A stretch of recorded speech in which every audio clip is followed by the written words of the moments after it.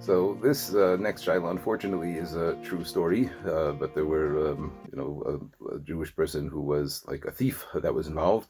But basically, there was a person who had an open signed check in their pocket, from their personal bank account. They were going to be giving it to somebody, and it must have fallen out of their, pocket. And somebody, not from that town that nobody knew or recognized, brought that check to a store and purchased a number of things from the store and left.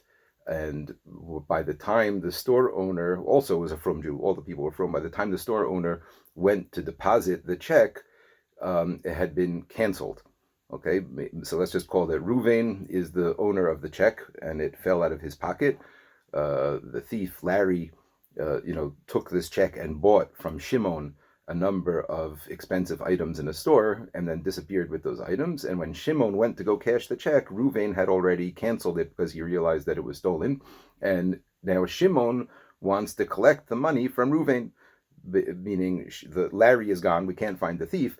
And Shimon is saying that he gave goods based on the check, and a check is, we have to discuss what the halachic status is, and he wants to be paid from those goods for those goods, and it's not his problem that Larry stole the check from him. So it's an interesting, question. Did Ruvain have a right to cancel the check, and does he have to pay Shimon? So there's really a big question in halacha in general how we view checks. It's been brought up, and some poskim say that checks are like cash, and you could treat it like cash. Most poskim do not agree with that. Rav Asher Weiss, certainly does not agree with that. For example, you can't do a pidyon haben with a check. Anything that needs an actual cash movement, a check will not work for that. And maybe a bank check, Rav Weiss writes, maybe a bank check would work for that. But a check is essentially a document that is a guarantee to give money. It's not cash itself. It's a document that says, I agree to give money.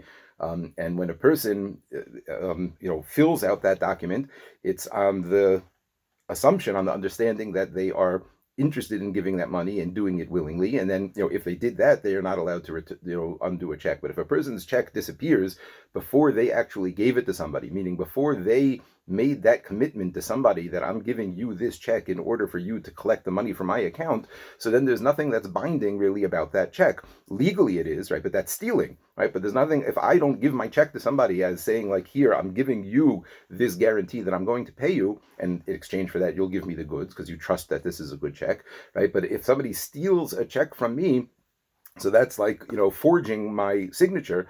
And if I have the ability to like stop somebody from forging and, stealing money from my account, then I certainly have a right to do that.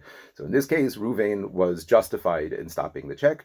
And Shimon, unfortunately, is stuck without his goods and without the money. And, technically it's his job to take it up with Larry.